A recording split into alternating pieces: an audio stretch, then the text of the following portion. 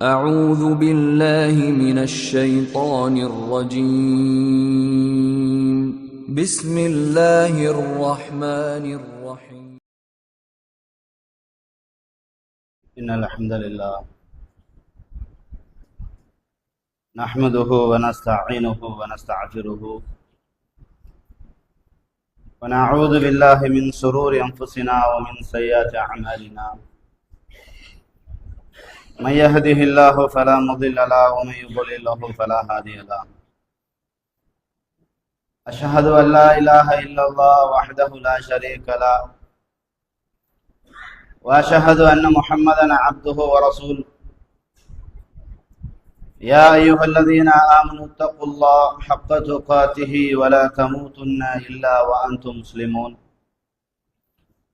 يا أيها الناس اتقوا ربكم الذي خلقكم من نفس واحدة وخلق منها زوجها وبث منهما رجالا كثيرا ونساء واتقوا الله الذي تساءلون به والأرحام إن الله كان عليكم رقيبا يا أيها الذين آمنوا اتقوا الله وقولوا قولا سديدا يصلح لكم أعمالكم ويغفر لكم ذنوبكم ومن يطع الله ورسوله فقد فاز فوزا عظيما فإن أصدق الحديث كتاب الله وأحسن الهدي هدي محمد صلى الله عليه وسلم وشر الأمور محدثاتها وكل محدثة بدعة وكل بدعة ضلالة وكل ضلالة في النار ما بعد எல்லாம் வல்ல அல்லாஹு தஆலாவின் நல்லடியார்களே, நரம்பி சகோதரர்களே, அல்லாஹு தஆலாவுடைய பேருதவியினால் சத்திய மார்க்கத்தை தூய்மையான வடிவில் தெளிவான முறையில் அறிந்து வலா தமூதுன்ன இல்லா வஅன்தும் முஸ்லிமூன், மரணிக்கும் போது அல்லாஹ்வுக்கு கட்டுப்பட்ட முஸ்லிம்களாக மரணியுங்கள் என்ற அல்லாஹ்வுடைய கட்டளையை வாழ்நாளில் நடைமுறைப்படுத்தக்கூடிய பாக்கியத்தை எல்லாம் வல்ல அல்லாஹு தஆலா நம் அனைவருக்கும் நசீபாக்குவானாக என்ற பிரார்த்தனையோடு இன்றைய இந்த குத்துபா பேருரையில் அல்லாஹுவை நேசிக்கும் ஒரு குடும்பத்தின் பண்பாடுகள் என்ற தலைப்பினூடாக ஒரு சில செய்திகளை ஞாபகப்படுத்தி அதிலிருந்து நம் வாழ்க்கையை மாற்றி அமைக்கக்கூடிய எண்ணத்தில் இங்கிருந்து செல்லக்கூடிய நற்சிந்தனை அல்லாஹ் நம்ம மீது கருணையாக பொழிவானாக என்ற பிரார்த்தனையோடு, அன்பார்ந்த சகோதரர்களே, உலகத்தை பொறுத்தவரைக்கும் இரண்டு தரப்பான மக்கள் தான் வாழ்கிறோம். ஒன்று நண்பனா வாழ்வோம், இல்லாட்டி எதிரியா வாழ்வோம். நட்பு என்பது உள்ளத்தோடு சம்பந்தப்பட்டது, எதிரி என்பது செயல்பாடோடு சம்பந்தப்பட்டது. எனவே நட்பு என்ற விடயத்தில் நாம் யாரை நேசிக்கிறோமோ அவர்களுக்கு எதெல்லாம் ரொம்ப பிடிக்குமோ அதெல்லாம் நமக்கு விருப்பம் இல்லாட்டி அதை ஆசையோடு செஞ்சுட்டு போய்த்துருவோம். நம்ம யாரை எதிர்க்கிறோமோ அவன் விரும்பாததெல்லாம் நம்ம விரும்பின மாதிரி செஞ்சுட்டு போவோம். அப்ப நாம் அல்லாஹ்வை நேசிக்கிறோமா இல்லையா, நமது நேசம் அல்லாஹ்வுக்குரியதாக இருக்குதா இல்லையா என்ற அடிப்படையில் இன்றைய குத்துவாவினூடாக சில செய்திகளை அறிந்து கொள்ளலாம் என்று ஆசைப்படுகிறேன். நம்ம எல்லாரும் எப்படி சொல்லுவோம், நான் அல்லாஹ்வை நேசிக்கிறேன், என் வாழ்க்கை அல்லாஹ்வுக்கு தான், என்னுடைய வருமானம் அல்லாஹ்வுக்கு தான், அது அழகாக சொல்லுவோம். குல் இன்ன ஸலாத்தி வனுசுகி வமஹ்யாய வமமாத்தி லில்லாஹி ரப்பில் ஆலமீன், என்னுடைய முழு வாழ்வு என் ரப்புக்கு சொந்தம்னு சொல்லுவோம். அல்லாஹ் சொன்னதை மட்டும்தான் செயல்படுத்தும்னு சொல்லுவோம். இந்த வார்த்தை எதை காட்டுது? அல்லாஹ்வை நான் மிகவும் நேசிக்கிறேன், அல்லாஹ்வை மீறி எந்த நேசமும் இவனுக்கு வைக்க மாட்டேன் அப்படின்றத காட்டுது. இது ரியலானதா, உண்மையானதா என்று நாம் யோசிக்க கடமைப்பட்டிருக்கிறோம். ஏனென்றால் வாயளவில் சொல்லக்கூடிய வார்த்தையெல்லாம் செயலளவில் கொண்டு வந்தால்தான் ஒரு முஸ்லிம். நம்ம எல்லாம் என்ன நினைக்கிறோம், நாங்கெல்லாம் முஸ்லிம்கள், 5 நேரம் பள்ளிக்கு போறோம், தாடி வச்சிருக்கிறோம், குருவான் சொன்னபடி வாழ்றோம் அப்படின்னு ஒரு ஷடவை உருவாக்குவோம். ஆனா உண்மையில பிராக்டிக்கலாக லைஃப் அப்படி இருக்குதா என்றா கிடையாது. அதுல முக்கியமா எனக்கு எது விருப்பமோ அதுதான் நான் என்னுடைய வாழ்க்கை. எனக்கு எது விருப்பம் இல்லை அது எனக்கு தேவையில்லை என்ற மெத்தடை நம்ம உருவாக்கி வச்சிருக்கிறோம். அந்த மெத்தடுக்குள்ள அல்லாஹ் கொண்டு வர நம்ம யோசிக்கிறோம். அல்லாஹ் சடுல் போட்டிருப்பாங்க, அதை விட்டுட்டு நம்ம ஒன்றா போடுவோம். போட்டுட்டு அல்லாஹும் அங்கக்கு என்ன செய்வோம், டேம் பண்ண பார்ப்போம். அல்லாஹ் இங்க வந்துடணும். இதுதான் ரியலான நம்மளோட லைஃப்ல போயிட்டு இருக்கு. உண்மையிலேயே அல்லாஹுவை நேசிக்கக்கூடிய ஒரு தனி மனிதனாக இருக்கட்டும், அல்லாஹுவை நேசிக்கக்கூடிய ஒரு சமூகமாக இருக்கட்டும், அல்லாஹுவை நேசிக்கக்கூடிய ஒரு குடும்பமாக இருக்கட்டும், அவர் பண்பாடுகள் எப்படி இருக்கும், நடத்தைகள் எப்படி இருக்கும், அவர்களுடைய ரியல் லைஃப் எப்படி இருக்கும் என்பதுதான் இன்றைய சாராம்ச சொற்கள். அன்பார்ந்தவர்களே, அல்லாஹு தஆலா நமக்கு பல நிஅமாக்களை தந்திருக்கிறான், எண்ணிக்கையில் அடங்காத சொத்துக்களை தந்திருக்கிறான். அல்லாஹ் சொல்கிறான், வஃபி அன்ஃபுசிக்கும் அஃபலா துப்சிரூன், உங்களுக்குள்ளே நீங்கள் ஆய்வு செய்து பார்க்க வேண்டாமா, உங்களுக்குள்ளே பல்வேறுபட்ட அத்தாட்சிகளை நான் வச்சிருக்கிறேன்னு அல்லாஹ் தன்னை பற்றி பெருமிதமாக பேசுகிறான். ஆமா, அது உண்மைதான். அல்லாஹ் கண்ணை தந்திருக்கிறான், அது இல்லை என்றால் தான் அதனுடைய வருத்தம் விளங்கும். நாவை தந்திருக்கிறான், ஒரு நாளைக்கு அதை இழுத்துக்கிட்டா தான் அதனுடைய தேவை விளங்கும். கைகால தந்திருக்கிறான், ஒரு நாளைக்கு படுக்கையில் இருந்தா தான் அதனுடைய உண்மை தன்மை புரியும். அல்லாஹ் சிந்தனையை தந்திருக்கிறான், 4 பேருக்கு முன்னாடி அவமானப்படாத வரைக்கும் அதனுடைய பெருமானம் தெரியும். அப்ப அன்பார்ந்தவர்களே, அல்லாஹ் எல்லா விதமான சொத்துக்களையும் அல்லாஹ் எல்லா விதமான நிஅமாக்களையும் தந்துதான் அவனுடைய நட்பு கொள்ளுமாறு சொல்கிறான். அல்லாஹ் தராம நட்பு கேட்கல. இன்றைக்கு நம்ம நட்பெல்லாம் எப்படி இருக்கும், கொடுத்தா நட்பு, கேட்டா விரோதி. காசு பணம் இருக்கும் வரைக்கும் சுத்தி வருவான், காசு பணம் இல்லாம போனா விரண்டு ஓடுவான். இதுதான் நமது நட்பு. ஆனா அல்லாஹ் தஆலாவுடைய நட்பு, அவன் மீது நாங்க கொள்ள வேண்டிய நட்பு எப்படிப்பட்டது தெரியுமா? அவன் சாதாரணமானவன் கிடையாது, சகல விதமான நமக்கு தந்துதான் வச்சிருக்கிறான். நமக்கு மூச்சு காற்றுல இருந்து எல்லாம் ஃப்ரீயா தந்திருக்கிறான். பொதுவாக ஓசியில கிடைச்சா அது நமக்கு ஒரு காலமும் பிரயோஜனம், அது பெனிஃபிட் தெரியாது. இப்ப கணவர் இருக்கிறாரு, ஒவ்வொரு நாளும் உழைச்சி தருவாரு. ரமதான்ல ஒருத்தன் வந்து ஒரு 1000 ரூபாய் காசை கொடுப்பான், அவனுக்கு எல்லாம் பரக்கத்தையான துவா செய்வான். புருஷனுக்கு ஒண்ணும் கிடையாது. அப்ப டெய்லி கொடுத்து கொண்டு இருக்கிறது, டெய்லி கவனிச்சு கொண்டு இருந்தா அது பெருமானம் கிடையாது. என்றைக்கோ ஒரு நாளைக்கு ஒருத்தன் கொடுத்துட்டான்னா அது பெருசா படுகிறது. ஏன்னா ரப்புல் ஆலமீன் டெய்லி தர்றான், ரப்புல் ஆலமீன் நிமிஷத்துக்கு நிமிஷம் தர்றான். அவனை மறந்துடணும். எவனாச்சும் ஒருத்தன் வந்து டாக்டர் வருவாரு, எங்க கொஞ்சம் நேரத்துல கொண்டு வரக்கூடாதா, அப்பதான் டாக்டர் பாரு அவருதான் போய் என்ன பாதுகாத்தாருன்றது பாக்குறோமா இல்லைங்களா? அப்ப நமது நட்பு அல்லாஹ் மீது இருக்க வேண்டிய நட்பு காலத்துக்கு காலம் அல்லாஹ் அப்படியே சீண்டி பார்த்துட்டு போற மாதிரி தான் இருக்கு. எப்ப தெரியுமா அல்லாஹ் ரொம்ப நேசிப்பான், எப்போது எல்லாரும் கை முடிச்சிட்டு நம்ம கூட ஒத்து வராதுப்பா, அவங்க மான என்னால பாதுகாக்க முடியாதுப்பா, அப்படிதான் யாருன்னு கூப்பிடுறது பாத்தீங்களா? அப்போ பொதுவாகவே மனிதனுடைய இயற்கையான குணம் என்னன்னு சொன்னா, நேர்மையான சிந்தனை கொண்டவனாக, நேர்மையாக நேசிக்க தெரிஞ்சவனாக கிடையாது. எல்லாரும் சந்தர்ப்பவாதிங்க, எல்லாருமே சந்தர்ப்பவாதிங்க. சந்தர்ப்பம் வரும்போதுதான் தட்டி பார்க்கிறது. இஸ்லாத்துடைய அடிப்படை அது கிடையாதுங்க, இஸ்லாத்தின் பேஸ்மெண்ட் அது கிடையாதுங்க. அல்லாஹுவை நேசித்தால் அந்த நேசம் தினசரி நீங்கள் புடம் போட்டுக் கொண்டே இருக்க வேண்டும், தினசரி உங்க வாழ்க்கையை அது மாற்றிக்கொண்டே இருக்க வேண்டும். அல்லாஹுக்குரிய நேசம் உங்களை ஒவ்வொரு கணமும் ஒவ்வொரு இடத்திலிருந்து உங்களை பாதுகாக்க வேண்டும்.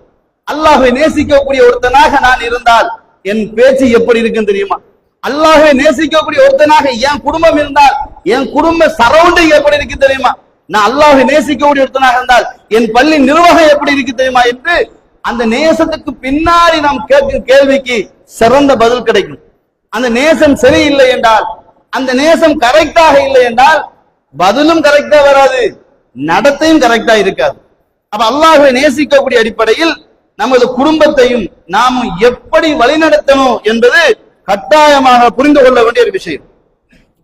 நபிகள் நாயகம் ஸல்லல்லாஹு அலைஹி வஸல்லம் அல்லாஹ்வை நேசிக்கக்கூடிய ஒரு மனிதன் இப்படித்தான் இருப்பான் அப்படின்னு சொல்றாங்க. அவனுக்கு தூக்கம் பெருசா படாது, ரொம்ப கடும் டயர்டெல்லாம் பெருசா படாது, ஏழ்மை பெருசா படாது, மார்க்கத்தை சொன்னால் அடுத்தவன் ஏசுவான் என்கின்ற டென்ஷன் இருக்காது. அவன் எப்பொழுதுமே நேர்மையாக நிதானமாக பயணிக்கக்கூடியவனாக இருப்பான். அதனால அல்லாஹ்வுடைய தூதர் சொன்னாங்க ரஹிம் அல்லாஹ், அவனுக்கு அருள் செய்வானாக அல்லாஹு தஆலா என்று ரசூல் ஸல்லல்லாஹு அலைஹி வஸல்லம் அவர்கள் தஹஜ்ஜத் நேரத்தில் அல்லாஹ்வை விரும்பி எழும்புறான் பாருங்க, அவனுக்கு அல்லாஹ் ஸ்பெஷலாக ரஹமத் செய்வானாக என்று துஆ செய்தார்கள். அந்த பெண்ணுக்கு அல்லாஹ் அருள் செய்வானாக. அதிகாலை நேரத்தில் தஹஜ்ஜத் நேரத்தில் தன் தூக்கத்தையே செலவழித்து அல்லாஹ்வுக்கு எழும்புறாள் பால், அந்த பெண்ணுக்கு அல்லாஹ் அருள் செய்வானாக. தாயின் தந்தை எழும்பி பிள்ளைகளை எழுப்பி விடுகிறார்கள் பாருங்கள். குல்லுக்கும் ராயின் வ குல்லுக்கும் மஸ்ஊலுன் அன் ரஅயத்திஹி, உன் பொறுப்பு மறுமையில் விசாரிக்கப்படும். அதை கரெக்டா செஞ்சேன்னா உன்னையும் உன் குடும்பத்தையும் உன் பிள்ளைங்களையும் தஹஜ்ஜத்துக்கு எழுப்பி ஓத தொலை வைத்து அப்புறமாக அல்லாஹ்வுடைய வேதத்தை திருப்திகரமாக ஓதினேன்னு வச்சுக்க, அன்றைக்கு தான் நீ அல்லாஹ்வை திருப்தியா நேசிச்ச ஒரு மனுஷனா மாறுவேன். இந்த மாதிரியான ஒரு செயல்பாடு நம்ம லைஃப்ல இருக்குதா?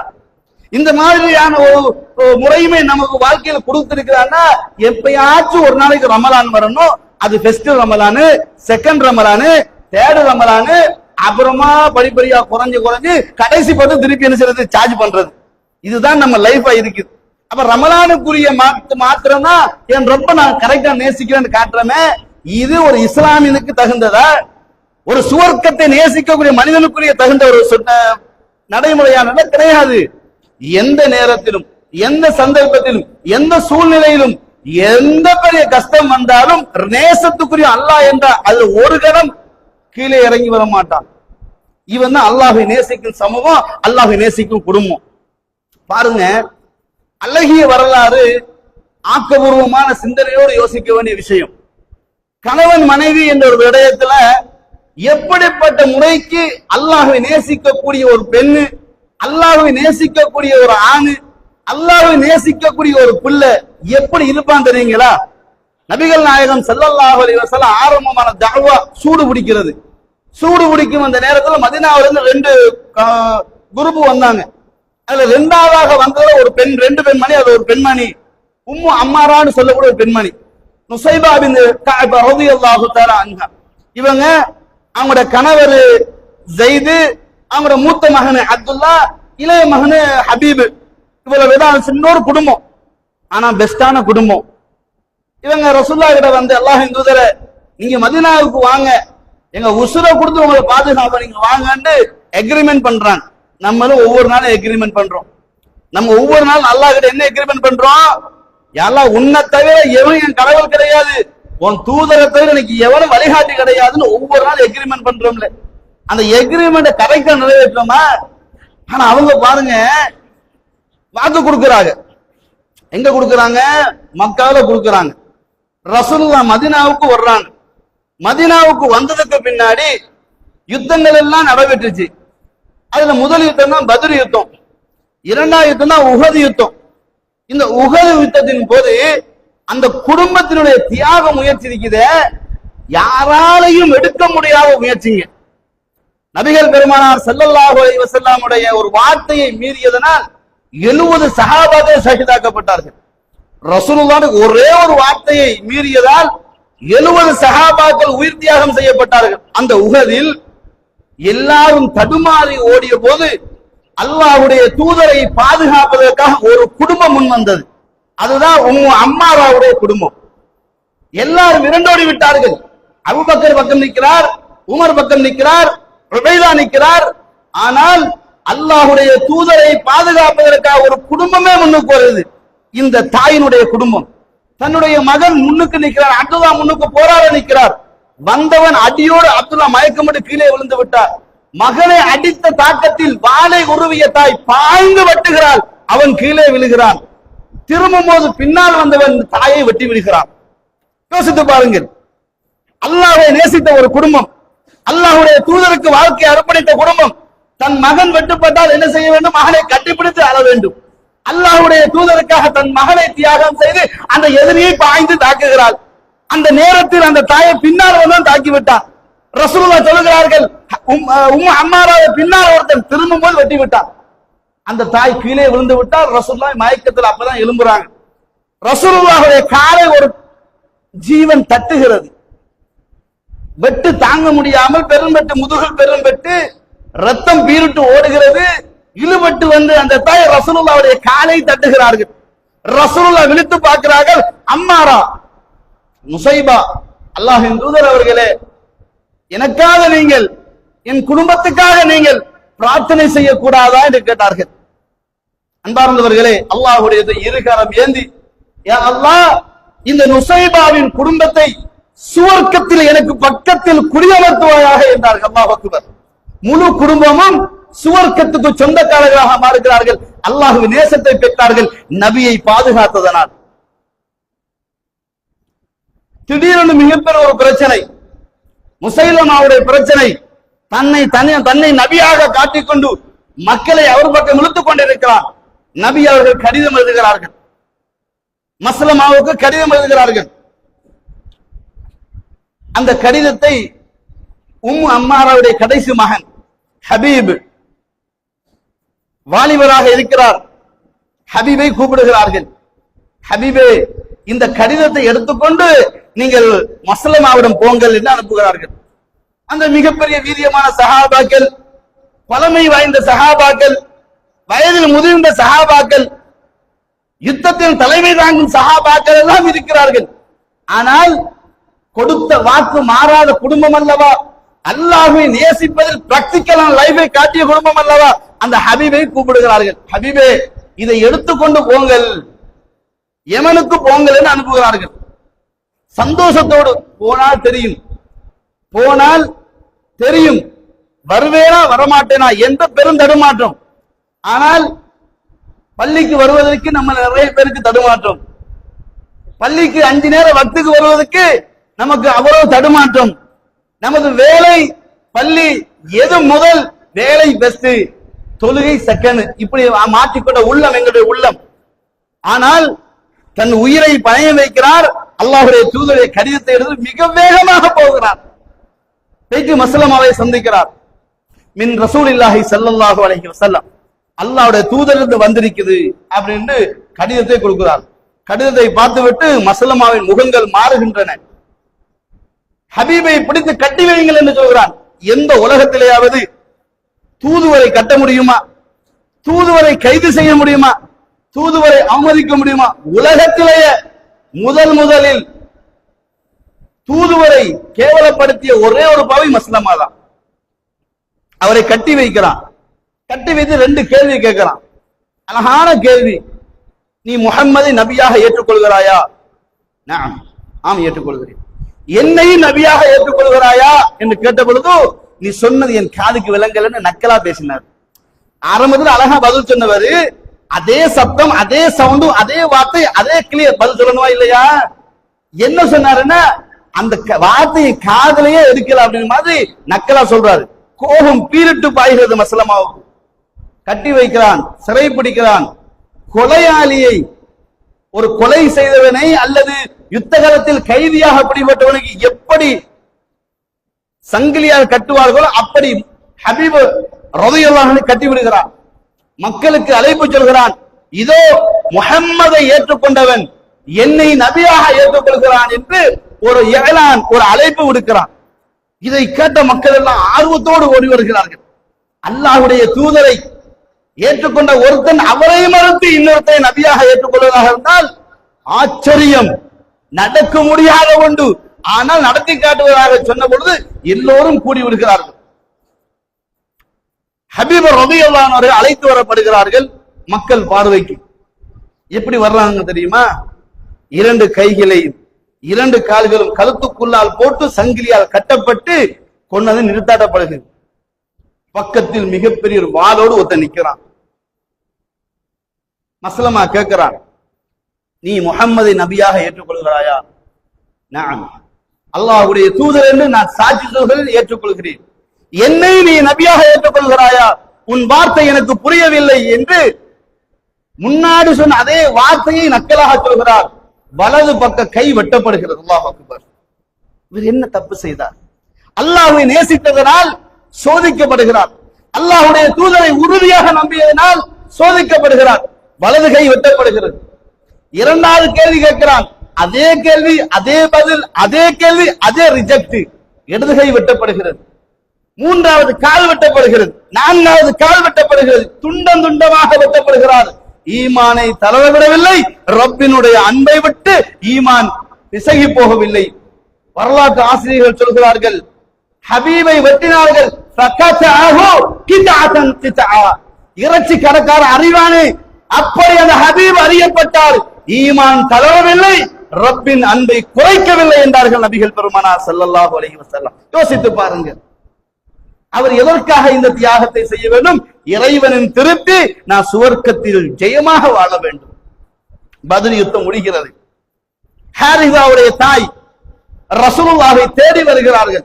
ஒரே ஒரு மகன், கணவன் இல்ல, உழைச்சி தருவதும் அவன் தான், வாழ்க்கைக்கு என்னுடைய கஷ்டத்தை பொறுத்துக் கொள்ளவும் அவன் தான். தூங்குறவங்க எழுப்பிடுங்க, பள்ளிக்கு வர தூங்குறதுக்கு அவன் வீட்டுல தூங்க வேண்டியதானே.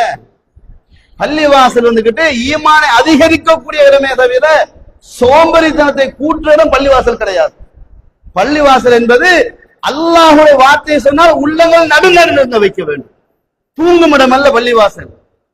யோசித்து பாருங்கள். இந்த இடத்தில் உம்மு ஹாரிஸா, அழகிய குடும்பம், கணவன் இல்லை, ஆனா ஒரே ஒரு மகன், உழைத்து போடுவது அவன் மட்டும்தான், வேற யாரும் கிடையாது. வருகிறார்கள். அல்லாஹ்வின் தூதரே, என்னுடைய மகன் ஹாரிஸ் உங்களோடு பத்ர் யுத்தத்துக்கு வந்தவர். எல்லாரும் வந்து என் மகன் மட்டும் திரும்பி வரலையா அப்படின்னாங்க. எல்லாரும் திரும்பி வந்துட்டீங்க, என் மகன் மட்டும் திரும்பி வரல. அல்லாஹ்வின் தூதரே, அவனை பற்றிய செய்தியை சொன்னால் அப்புறம் சிரிப்பதான் அழுவதான் நான் முடிவெடுக்கிறேன்னாங்க. எந்த தாயாஜின்னு சொல்லுவாரா? யோசித்து பாருங்கள். அல்லாஹ்வை நேசித்ததனால் அல்லாஹ்வினுடைய திருப்திகரமான வார்த்தை எதிர்பார்க்கிறார்கள் அந்த தாய் ரசூலுல்லாஹ்விடம். அல்லாஹ்வுடைய தூதர் சொன்னார்கள், ஹாரிஸாவே கவலைப்படாதே, உன் மகன் சுவர்க்கத்தில் ஹூர்லிங்களோடு இருக்கிறார் என்றார்கள் நபிகள் பெருமானார். அதை கேட்ட தாய் அழுது விட்டாள். எதுக்கு? மகனை இழந்ததுக்கா? இல்லை, என் மகன் வெற்றி பெற்று விட்டார் என்பதற்காக. இதுதான் அல்லாஹ்வை நேசிக்கும் குடும்பத்தினுடைய இறுதி மூச்சுக்கான முடிவு. யோசித்து பாருங்கள் உறவுகளை, நமது நிலை எப்படி இருக்குது? நமது குடும்பத்தினுடைய நிலை எப்படி இருக்கிறது? மகனை திருத்துகிறோமா, மனைவியை திருத்துகிறோமா, குடும்பத்தை சரியான முறைக்கு வழிநடத்துகிறோமா? கிடையாது. நமது பொறுப்பு என்ன? 3 நேரம் சாப்பாடு கொடுக்கிறது. பொறுப்பு என்ன? படிக்க வைக்கிறது. பொறுப்பு என்ன? பெருநாளை கொடுப்பு வாங்கி கொடுக்கிறது. பொறுப்பு என்ன? பீச் வழியா கூட்டி சுத்துறது. பொறுப்பு என்ன? லீவு கிடைச்சா டூர் போடுறது. இது பொறுப்பாங்க? தின்ன இருக்கிறது பொறுப்பு, கொடுக்க பொறுப்பு. அதை விடவும் பொறுப்பு என்ன தெரியுமா? அல்லாஹ்வுக்கு இணை வைக்காத சமூகத்தை உருவாக்குவது, குர்ஆனிய சமூகமாக உருவாக்குவது. நபிகள் நாயகம் ஸல்லல்லாஹு அலைஹி வஸல்லம் இரவு நேரத்தில் நடந்து போய் கொண்டிருக்கிறார்கள். இனிமையான ஒரு குரலோசை கேட்கிறது. இனிமையான குரலோசை. நபியர்கள் காது கொடுத்து பார்க்கிறார்கள். அந்த வீடு அபூ மூஸா அல் அஷ்அரி ரலியல்லாஹு அன்ஹு வீட்டில் சத்தம் வருகிறது. ரசூலுல்லாஹ் கொஞ்ச நேரம் நின்று அப்படியே கேட்டுக்கொண்டிருக்கிறாங்க.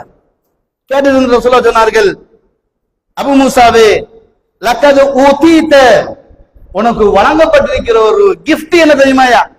தாவூத் அலைஹிஸ்ஸலாம் குடும்பத்துக்கு அல்லாஹ் கொடுத்த குரல் வரம், இனிமையான குரல் வரத்தை உன் குடும்பத்துக்கு அல்லாஹ் தந்திருக்கிறாயா அப்படின்னு நபிகள் நாயகம் ஸல்லல்லாஹு அலைஹி வஸல்லம் அவர்கள் குர்ஆனிய ஒரு குடும்பத்தை அழகாக அறிமுகப்படுத்தினார்கள். இன்னைக்கு எங்க வீட்டுல குர்ஆன் ஓதல் நடக்குதா? இல்ல, நான் கேட்கிறேன். பாட்டு சத்தம் கேட்குது, நாடக சத்தம் கேட்குது, சண்டை சத்தம் கேட்குது, பொண்டாட்டி புருஷன் சத்தம் உலகத்துக்கே கேட்கிற அளவுக்கு தொண்டைகளையே கத்துறமே. குர்ஆன் ஓதும் சத்தம் கேட்டுச்சா? குர்ஆன் ஓதும் சத்தம் உங்க வீட்டுல இருந்து வெளிவரவில்லை என்றால் இன்னும் அல்லாஹ்வை நேசிக்கும் குடும்பமாக நாம் மாறவில்லை என்று அர்த்தம். மகனை தட்டி எழுப்பி பள்ளிக்கு போ, கணவனை தட்டி எழுப்பி பள்ளிக்கு போ என்று அனுப்பினால் அல்லாஹ்வை நேசிக்கும் குடும்பத்தின் அடையாளத்தை வெளிப்படுத்துகிறோம். பரவாயில்லை அப்படின்னு தட்டி விட்டோம்னா நம்ம குற்றவாளி. ஒரு தந்தை என்னை நோக்கி ரொம்ப கவலையோடு அழுது கொண்டிருக்கிறார். அழுகிறார். எல்லாம் கொடுத்த மௌலவி, கேட்கறதுலாம் கொடுத்த மௌலவி, எல்லாம் கொடுத்த மௌலவி அப்படின்னாரு. எல்லாம் கொடுத்தீங்களா? ஆமா, எல்லாத்தையும் கொடுத்த மௌலவி. இப்ப பாருங்க, அவனை திருத்துறதா அடிக்கிறதா ரொம்ப கவலைப்படுறான் அப்படின்றாரு. நான் சொன்னேன், இஸ்லாம் எங்களுக்கு அழகான வழியை காட்டும். ஒரு குடும்பம் என்றால் ஒரு தவறை கண்டால் அது சிறுசு பெருசுன்னு பார்க்க கூடாது, உடனடியாக தட்டி திருத்தணும். சின்ன பிள்ளை தானே, அது காலப்போக்கில் திருந்துவான்னு மட்டும் விட்டுறக்கூடாது. நபிகள் நாயகம் ஸல்லல்லாஹு அலைஹி வஸல்லம் குடும்பத்தை பயிற்றுவிப்பதிலும் குடும்பத்துக்கான வார்த்தைகளை சொல்லிக் கொடுப்பதிலும் இனிமையான அல்லாஹ்வுடைய தூதர். ஒரு முறை ஜகாத் பேரித்த மூலம் கொண்டு சேர்க்கப்பட்டிருக்கிறது. ஹுசைன் அல்லது ஹசன் ரலியல்லாஹு அன்ஹுமா இருவரில் ஒருத்தர் சின்ன பையன் ஓடிட்டு வர்ற டைம்ல ஜகாத் ஈச்சமத்துக்கு வாய்க்க போட்டாரு. இத ரசூலா கண்டுட்டாங்க. கண்டவனே துப்புண்டாங்க. நம்மளால என்ன செய்வோம்? சின்ன பிள்ளை தானே, இதெல்லாம் பெருசா பிரச்சனையா, இதெல்லாம் பஞ்சாயத்து கொண்டாந்துட்டியான்னு நம்ம கேட்டுருவோம். சின்ன பிள்ளை பிரச்சனை எல்லாம் கொண்டாந்து எதுக்குங்க நீங்க குடும்பத்தை பிரிக்கணும்னு கேட்போம் இல்லை. அல்லாஹ்வுடைய தூதரு அந்த இடத்திலேயே அந்த தன்னுடைய பேர குழந்தை ஜகாத்து ரசூலுல்லாஹ் குடும்பத்துக்கு ஹராம் தூக்கி வாக்கிய போட்டாரு. பாவம் எழுதுற வயசு என்னங்க? தப்புன்னு எழுதப்படுற வயசு எத்தனைங்க? புலூகத்து வயது அடைஞ்சா தானே தப்புன்னு எழுதப்படும். எல்லாரும் தப்பு கிடையாது இல்லை. ஆனால் சிறு குழந்தையாக இருந்தாலும் அல்லாஹை நேசிக்கும் பையனாக மாற்ற வேண்டும். அல்லாஹ்வே உனக்கு எல்லாமே என்ற உணர்வை கொடுக்க வேண்டும். அந்த உணர்வை கொடுத்தால்தான் நான் இஸ்லாமியன், நான் ஈமானியன், நான் அல்லாஹை நேசிக்கும் ஒரு குடும்பத்தின் தலைவர் என்பதை காட்ட முடியும். அல்லாஹ்வுடைய தூதர் வாய்க்குல கையை போட்டு எடுத்து வீசுறாங்க. நம்ம அப்படி நடந்திருக்கிறோமா? புள்ள அழுகுற அந்த போனை பிடி, புள்ள அழுகுற அந்த டிவியை பிடி, புள்ள அழுகுற அந்த அதை பிடி. எது பிள்ளைய வந்துகிட்டு நாசமாக்குமோ அதை விரும்ப வச்சு கொடுத்து கொண்டே இருப்போம். நம்ம பிள்ளைகளை நம்ம மாத்திர முறையை பாருங்க. அல்லாஹ்வுடைய தூதர் சிறு குழந்தை தவறை தடுக்கிறார்கள். நாங்கள் சிறு குழந்தை என்று தவறை ஆதரிக்கிறோம். தவறை தடுப்பவன் முஸ்லிமா, தவறை ஆதரிப்பவன் முஸ்லிமா? தவறை ஆதரிப்பவன் முஸ்லிமாக இருந்தால் ரசூலுல்லாஹ்வுடைய வாழ்க்கை பொய் என்று தான் சொல்ல வேண்டும். ரசூலுல்லாஹ்வுடைய வழிகாட்டுதல் மோசம் என்று தான் சொல்ல வேண்டும். அல்லாஹ்வுடைய தூதர் சொன்னார்கள். உட்கார்ந்துட்டு இருக்கிறாங்க. உம்மு ஹராம் ரலியல்லாஹு தஆலா நினைக்கிற தன்னை மகனை கூப்பிடுறாங்க. உம்மு சுலைம் ரலியல்லாஹு மகனை கூப்பிடுறாங்க. அப்ப கூப்பிடும்போது ரசூலுல்லாஹ் பக்கத்துல இருக்கிறாங்க. அப்ப ரசூலுல்லாஹ் கூப்பிட்டாங்க. எதுக்கு கூப்பிட்டீங்கன்னு கேட்டாங்க. அல்லாஹ்வின் தூதரே, அவர் பசின்னு சொன்னாரு, அந்த பசிக்காக ஒரு ஈத்தமலை என்கிட்ட இருக்கு, அதை கொடுக்கறதுக்கு கூப்பிட்டேன். ரசூலுல்லாஹ் சொன்னார்கள், உன் மகனை உன் பக்கம் அழைக்க வேண்டும் என்ற எண்ணத்தை நீ கூப்பிட்டு இருந்தால் அல்லாஹ்விடத்தை நீ பொய் சொன்னவன் எழுதப்படுவாய் என்றார்கள். அல்லாஹ் அக்பர். ஒரு நாளைக்கு எத்தனை பொய்ய சொல்றோம் பிள்ளைக்கு முன்னுக்கு. வாப்பாவை நம்ம எத்தனை கடங்காரம் வந்துருவோம், வாப்பா இல்லைன்னு போய் சொல்லுன்றோம். பிள்ளை பொய் சொல்ல பழக்கிறோமே, இது நேர்மையா? பொய் சொன்னா என்ன பிரச்சனை? யோசிக்கணுமா யோசிக்க கூடாதா? யாருக்கு ஏமாற்றக்கூடாது சொல்லக்கூடிய மார்க்கத்தை உட்கார்ந்து கொண்டு வாய்க்கிலேயே 24 மணி நேரம் பொய் பேசுறோமே, அடுத்தவனை பார்த்து பலாய் பேசுறது, அடுத்தவனை தப்பா பேசுறது, உட்கார்ந்து கொண்டு சும்மா பேசிக் கொண்டிருக்கிறது. அதுக்கு 5% பிரயோஜனமே பேசிக்கொண்டே இருக்கிறது. அல்லாஹ்வுடைய தூதர் சொன்னார்கள், இன்ன ரஜுல லயதகல்லமு பிகலிமத்தி லா யுரா பஅஸன். ஒரு மனிதன் பேசிக் கொண்டிருக்கிறான், அந்த பேச்சில் 5% பெருமதி இல்லை, ஒன்றுமே சும்மா பேசிட்டு இருக்கிறான். நம்ம உட்கார்ந்தோம்னா ஃப்ரெண்ட்ஸோட உட்கார்ந்தோம்னு சொன்னா அத கதை இந்த கதை அது இது நிறைய பேசணும் இல்லை. அல்லாஹ்வுடைய தூதர் சொன்னார்கள், தேவையில்லாத பேச்சுக்களை அதிகமாக பேசக்கூடிய ஒரு மனிதனை பற்றி ரசூலுல்லாஹ் சொல்கின்ற பொழுது, யுஹ்வா பிஹா ஃபின்னாரி 70 ஹரிஃபா. வார்த்தையை அடக்காமல் பேசுவது என்னவென்று தெரியாமல், பேசுவது நன்மையா தீன்மையான்னு புரியாமல் ஒருத்தன் வளவளவள என்று பேசிக்கொண்டு இருந்தால் அவன் நரகத்தில் 70 வரை நடக்கும் தூரம் வீசப்படுவான். நம்ம முக்காவாசி பேர் அப்படிதான் உட்கார்ந்துட்டு இருக்கிறோம். பள்ளிக்கு வந்தாலும் ஊர்பலாய், பள்ளிக்கு வெளியே இருந்தாலும் ஊர்பலாய், அங்க இருந்தாலும் ஊர்பலாய், பொண்டாட்டியோடு இருந்தாலும் ஊர்பலாய், எல்லாமே ஊர்பலாய் தான். எதை பிரயோஜனமா பேசினோம்? அல்லாஹ் சொல்கிறான், மா யல்ஃபிது மின் கௌலி இல்லா லதைஹி ரகீபுன் அதீத். நீங்கள் பேசும் ஒவ்வொரு வார்த்தையும் அல்லாஹ்வுடைய மலக்குகள் பதிவு செய்கிறார்கள். நாளை மறுமையில் அனைத்தும் விசாரிக்கப்படும். ஒரு வார்த்தை விடாத அவ்வளவு விசாரிக்கப்படும். அல்லாஹ் அட்வான்டேஜா சொல்லுகின்ற பொழுது, உன் உள்ளத்தில் நினைப்பதை நான் எடுத்து விசாரிப்பேன்றான். நீ உள்ளத்துல நினைக்கிற பாரு, அதையும் நான் கூப்பிட்டு விசாரிப்பேன்றான். உங்களுக்கு ஒரு விஷயம் தெரியுமா? சாலிஹான குடும்பமாக என் குடும்பத்தை நான் மாத்தணும் அப்படின்னா சில விடயங்களை அதிரடியாக முடிவெடுக்கணும். நம்ம எல்லாம் ஊருக்கு சமூகத்துக்கு அந்த இசைவாக்கம் அடைந்து அவர்கள் கோபித்துக் கொள்வார்களோ, இவர்கள் எல்லாம் தப்பா பேசுவார்களோ என்று நினைச்சு இஸ்லாத்தை விட்டு கொடுக்கிறோம். நடக்குதா இல்லைங்களா? அதை நான் லிஸ்ட் போட போனோம்னா ஜும்மா டைம் போதாம பேத்துருவோம். என்றாலும் பாவங்களில் இருந்து தப்புக்கள் இருந்து நாங்கள் மாற்றிக்கொள்ள வேண்டும். அல்லாஹ் குர்ஆன்ல சொல்றான், சூரா தௌபாவினுடைய வசனத்தை பாருங்க. وآخرون يعترفوا بذنوبهم خلطوا عملا صالحا وآخر شيئا. அல்லாஹ் தஆலா சொல்றான், சில பேர் இருக்கிறாங்க அவங்க எப்படிப்பட்டவங்க தெரியுமா? அவங்களோட பாவங்களை ஏற்றுக்கொள்றாங்க. ஆமா, நான் தப்பு செஞ்சுட்டேன், இந்த தவறு செஞ்சுட்டேன், இது போல செய்ய மாட்டேன், இதெல்லாம் பாவத்தை ஏற்றுக்கொண்டு ஹலத்து அமலன் சாலிஹன், அவர்கள் என்ன பண்ணுகிறார்கள் என்றால் தாங்கள் செய்யக்கூடிய நல்ல அமலை பாவத்தோடு சேர்த்து கலந்து விடுகிறார்கள். நல்லது செய்யறான், ஆனா அதை பாவத்தை கலந்து விடுவான். எப்படி? நாங்களா யாரு தெரியுமா? நாங்களா எப்படிப்பட்ட ஆவல் தெரியுமா? அப்படி ஒரு கேள்வி கேட்கிறனாலேயே பின்னாடி ஏதோ ஒரு குண்டை தூக்கி போட போறான்னு அர்த்தம். நாங்க தான் இந்த பள்ளியை கட்டி அமைச்சா மண்ணா போச்சு. நல்ல செயல் பள்ளியை கட்டினது, பின்னாடி நாங்க தான் செஞ்சோம், எங்களை விட்டு ஆள் இல்லைன்னா பெருமை கலந்தாச்சு, நன்மை நாசமா போச்சு. சில பேர் சொல்லுவாங்க, அந்த மௌலை ரொம்ப கஷ்டப்பட்டாரு, நம்ம தான் வீடு கட்டி கொடுத்தோம். அவனு கட்டி கொடுத்தா அல்லாஹ்க்கா செஞ்சா கூட்டு வேலையை பார்க்க வேண்டியதான். ஏன் வாயை திறந்து? நீ 10 கோடி செலவழிச்சு பள்ளி கட்டி கொடுத்தாலும் இந்த ஒரு வார்த்தை நீ செஞ்ச அவ்வளவு நன்மை அழித்து விடும் அல்லாஹ் சொல்கிறான். யோசித்து பாருங்க. அப்ப நம்ம எவ்வளவு தூரம் நிதானமாக பேச வேண்டும், எவ்வளவு தூரம் நிதானமாக நடக்க வேண்டும். என் மகன் தொழலாட்டி எனக்கு ரோஷம் வரணும். எப்படி ரோஷம்? சொல்லலையா, உன் வீடு என் வீட்டுல உனக்கு எந்த பங்கும் கிடையாது, கூட வெளியே வந்துடணும். செய்யணுமா அப்படி? மகன் தொழவில்லை என்றால் ஆத்திரப்படுகிறோமா? மனைவி தொழவில்லை என்றால் வெறுப்படைகிறோமா? கிடையாது. இல்ல, சாப்பாடுல உப்பு இல்லாத கோவைக்கு தெரிஞ்ச நமக்கு தொழவில்லை என்றால் ஏன் கோபம் வரவில்லை? ஏன்னா நீ அல்லாஹ்வை நேசிக்கலையா, அதுதான் காரணம். உன் நேசத்துக்கு அல்லாஹ்வை நீ முதன்மைப்படுத்தல, அதுதான் காரணம். வெளிப்படையாக சொல்லலாம், நான் தொழுகிறோம் மோளை, நீ தொழுது என்னையா பிரயோஜனம்? உன் கொண்டாடி உள்ள ஊடாக நீ நரகம் போயிட்டால், உன் கொண்டாடி உள்ள நீ திருத்தாம நீ நரகம் போய்விட்டால் அல்லாஹ் என்ன சொல்கிறான்? யா அய்யுஹல்லதீன ஆமனு, ஈமான் கொண்டவர்களே, இன்ன மின் அஸ்வாஜிக்கும் வ அவ்லாதிக்கும் அதுவுல் லக்கும், உன் மனைவி, உன் பிள்ளைகள் உன் எதிரிகள். சொல்கிறான் ரப்பல் ஆலமீன், உன் எதிரி. சரியாக வைக்கல அவர்களுடன் நரகம் போக வேண்டி வரும். ஹவ்ல வலா குவத்த இல்லா பில்லாஹ். மனைவி தொழலையா, அவளுக்கு நீ சந்தர்ப்பம் கொடு, தஅவா செய்யி. இல்லை என்றால் கண்டித்து பாரு, இல்லைன்னா டிவோர்ஸ் கொடு. சொல்லாத ஒருத்தர் வாழ்வது என்ன பிரயோஜனம்? உனக்கு தான் ஹலாலாக மாட்டாளே. யோசித்து பார்க்க வேண்டும் உறவுகளே. நான் மௌத்தானாலும் என் குழந்தை எனக்காக துஆ செய்ய வேண்டும். இப்னு ஹுசைன் ஒரு ஹதீஸை பாருங்கள். ஒரு மனிதனை அல்லாஹ் எழுப்பி, இதோ மலைகள் போன்ற நன்மைகள் எடுத்துக்கொண்டு போ, யா அல்லாஹ் நான் தான் செய்யலை என்றுவான். அவனுக்கு தெரியும் அவன் கெபாசிட்டி என்னன்னு. எனக்கு தெரியும் இந்த மரத்தை வெட்டையிலுமா வெட்டையலாதா, எனக்கு தெரியும் இந்த ஏரியா தாண்ட முடியுமா முடியாது, எனக்கு தெரியுங்க. அவன் எனக்கு தெரியும் நான் இந்த அமல் செஞ்சனா இல்லையா அப்படின்னு.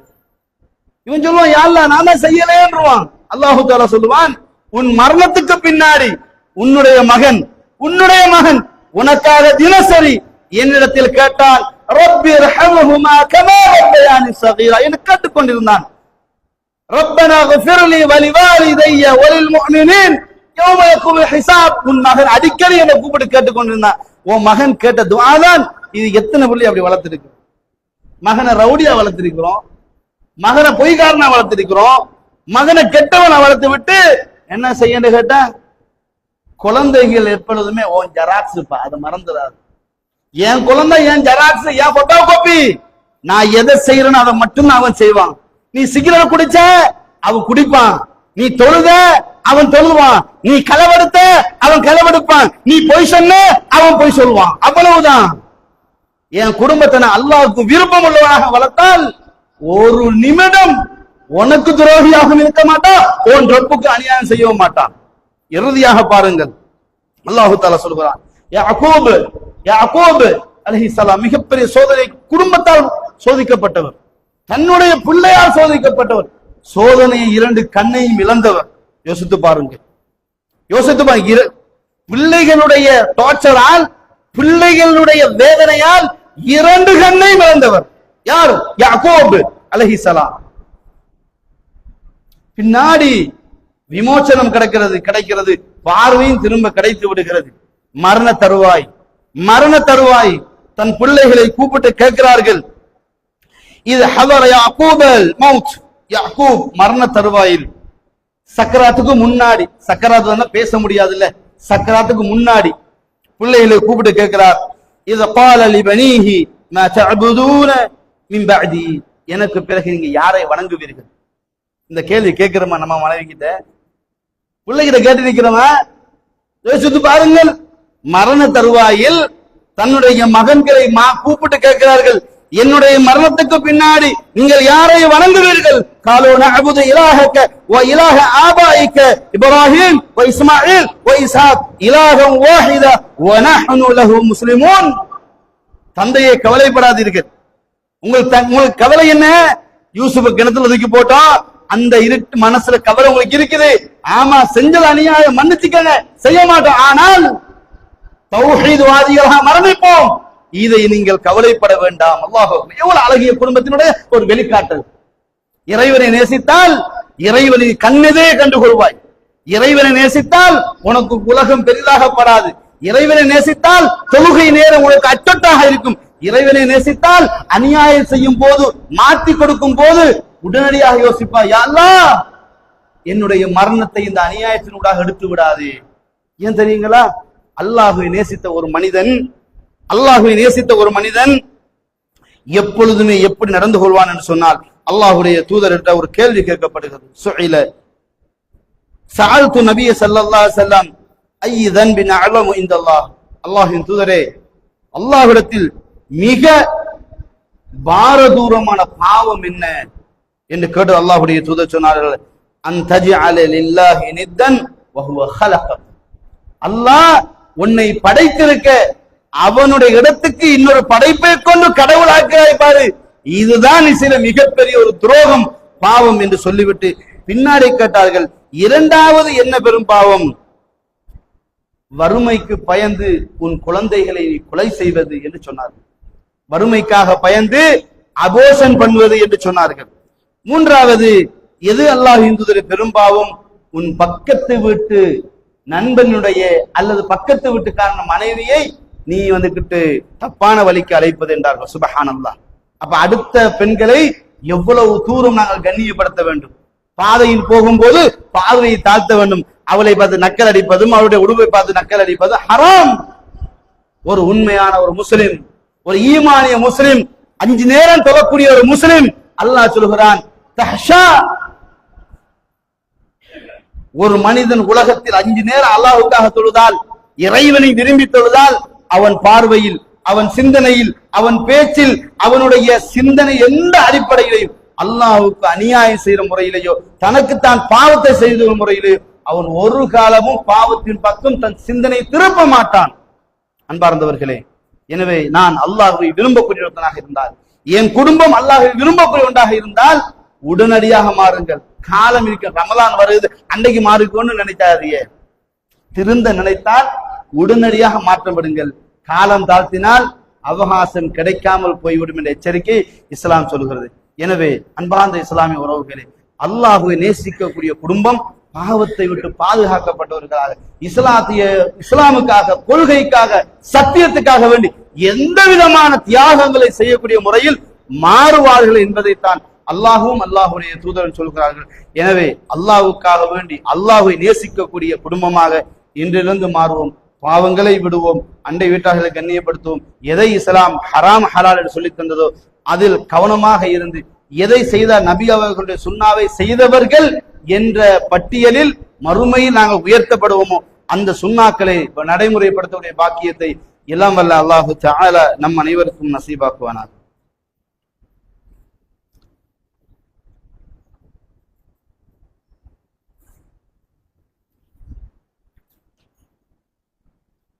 அல்ஹம்துலில்லாஹி ரப்பில் ஆலமீன் والعاقبة للمتقين ولا عدوان إلا على الظالمين والصلاة والسلام على أشرف الأنبياء والمرسلين وعلى آله وصحبه ومن تبعهم بإحسان إلى يوم الدين. أما بعد. எல்லாம் வல்ல அல்லாஹு தஆலாவின் நல்லடியார்களே, சகோதரர்களே, அல்லாஹ்வை நேசிக்கக்கூடிய குடும்பத்தை பொறுத்த வரைக்கும் எந்த நிலையிலையும் எப்படி இருப்பாங்க தெரியுமா? ஒரு முறை 2 சஹாபிக்கு மத்தியில் ஒரு பிரச்சனை வருகிறது. ஒரு ஏழை சஹாபி தன் வீட்டை சுத்தி மதில் கட்டுகிறார். அந்த மதில் கட்டினத்துல அடுத்த வீட்டு சஹாபியினுடைய ஒரு ஈச்சமரம் நடுவில் நிற்கிது. அதை வெட்டினா தான் நேரா தாப்ப போகும், வெட்டாட்டி வளைச்சுதான் போகும். இவருக்கு இப்படி கட்டவும் விருப்பம் இல்லை, அப்படி கட்ட அவனும் விடுறான் இல்ல, அவ வெட்டணும். இவர் சொல்லுதா மரத்தை விற்று விடு, எனக்கு தந்துரு. அவர் சொல்ல மரத்தெல்லாம் தர முடியாது. பஞ்சாயத்து ரசூல்லா கிட்ட வருகுது, பிரச்சனை ரசூல்லா கிட்ட வருகுது. அல்லாஹ்வுடைய தூதர் அவரை கூப்பிட்டு பேசுறாங்க.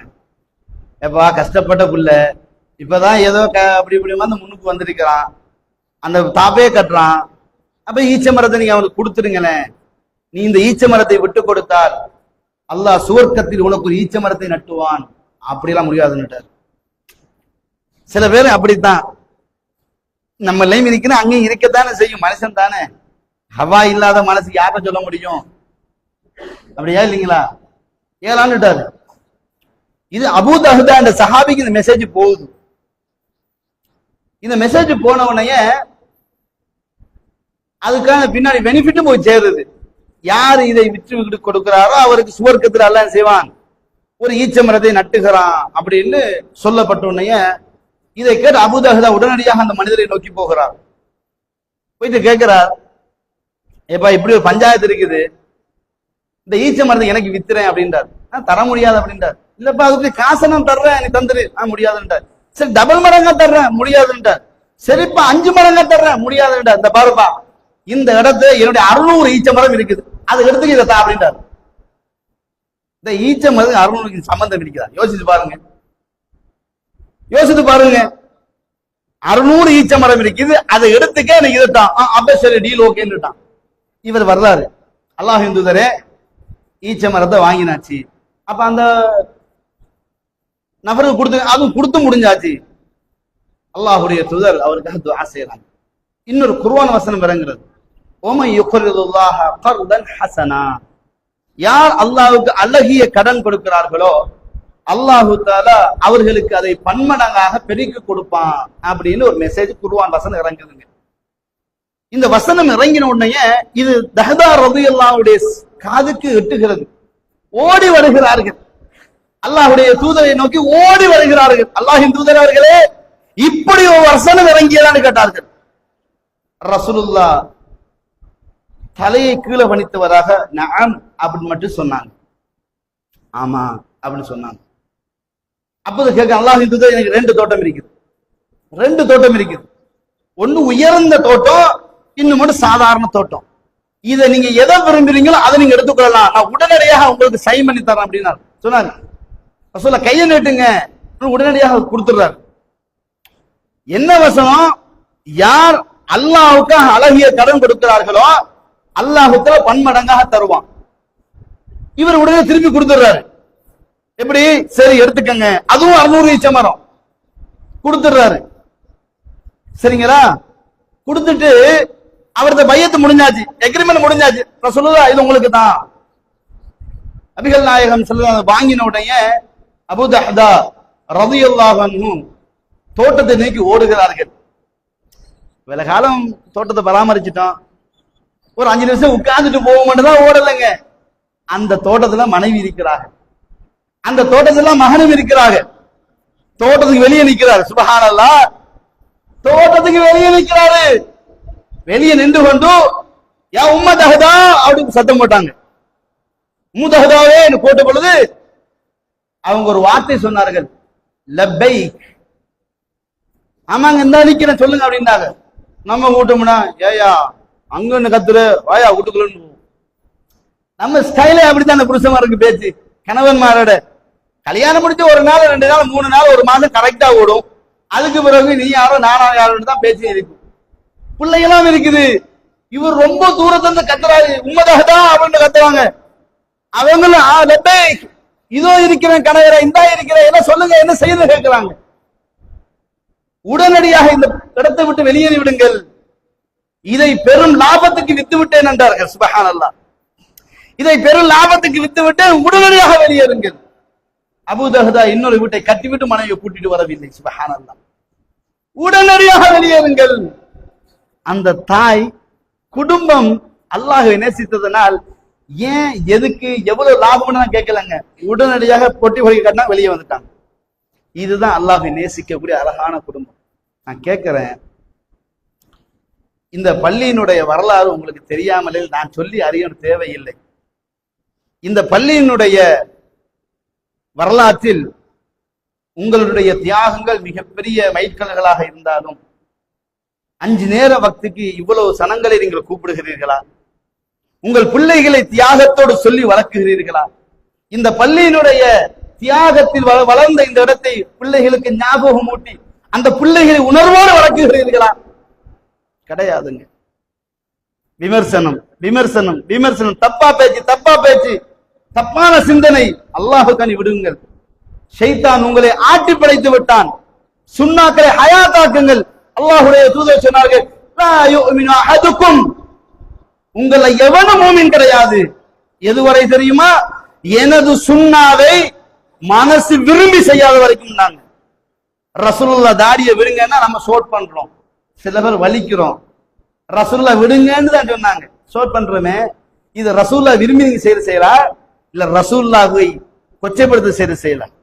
கரணைக்கு மேல உடுங்கன்றாங்களே, அதை விரும்பி நம்ம கரணைக்கு மேல உடுக்குறோமா அல்லது பட நடிகை உடுத்துருவாங்க அதனால உடுத்துக்கிறான். இன்னைக்கு சில பேர் தாடியை அழகா வச்சுக்க, எப்படி அழகா இருக்கு சொன்னா இல்ல, ஒரு படத்தை பார்த்தா ஒரு நடிகன் அப்படின்னு போட்டுவாங்க, அந்த மாதிரி நான் உடுத்து போட்டு.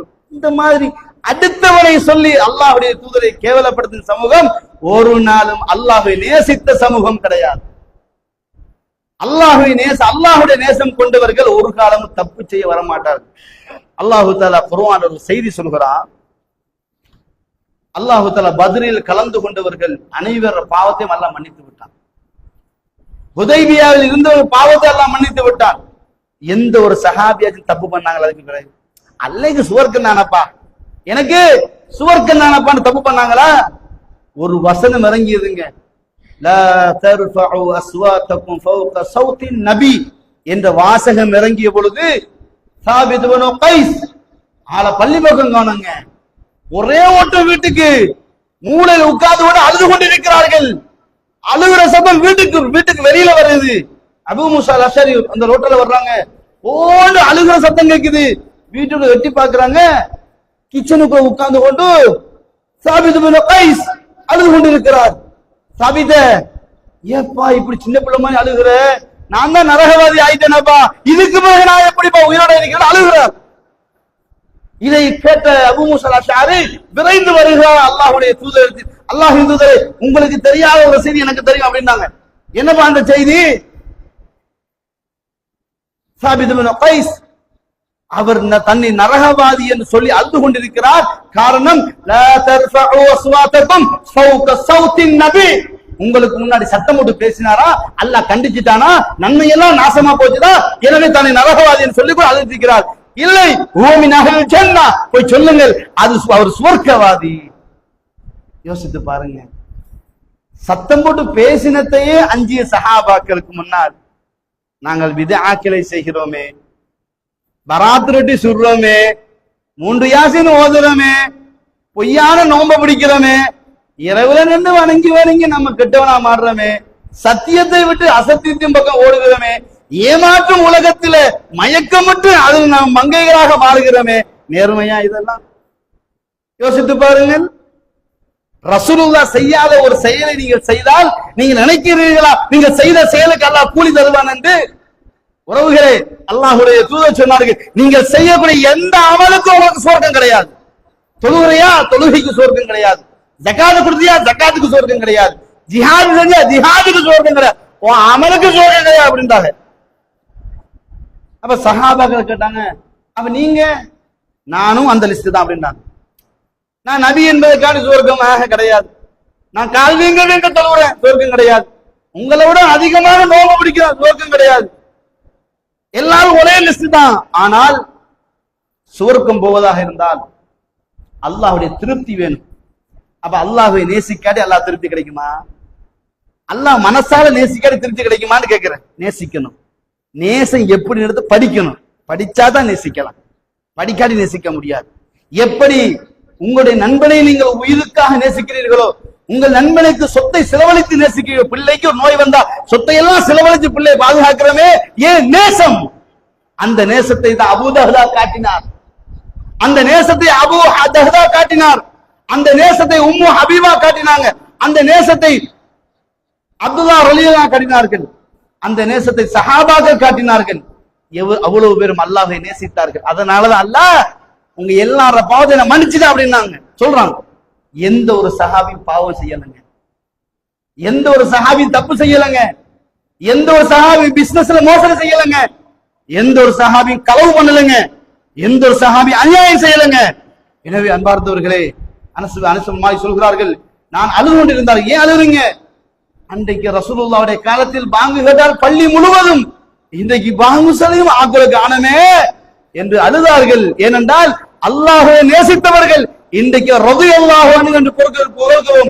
நேசித்தவர்களை நாங்கள் நேசிப்போம் என்று சொல்வோம். நாங்க பள்ளியை விட்டும் சத்தியத்தை விட்டும் தூரம் போகிறோமே. எனவே அன்பார்ந்த இஸ்லாமிய உறவுகளே, எது சத்தியமோ எது நேர்மையோ அதன்படி வாழக்கூடிய வாய்ப்பையும் என் குடும்பத்தை அல்லாஹ்வுடைய நேசத்துக்குரிய குடும்பமாக மாற்றுவேன் இன்ஷா அல்லாஹ் என்ற முடிவோடு இங்கிருந்து கலைந்து செல்லக்கூடிய வாய்ப்பினை எல்லாம் வல்ல அல்லாஹ் தஆலா நம் அனைவருக்கும் நசீபாக்குவானாக. ஹாதா இல்மி வல் இல்மு இன்தல்லாஹ் வஸ்தக்ஃபிரூஹு இன்னஹு லகஃபூருர் ரஹீம்.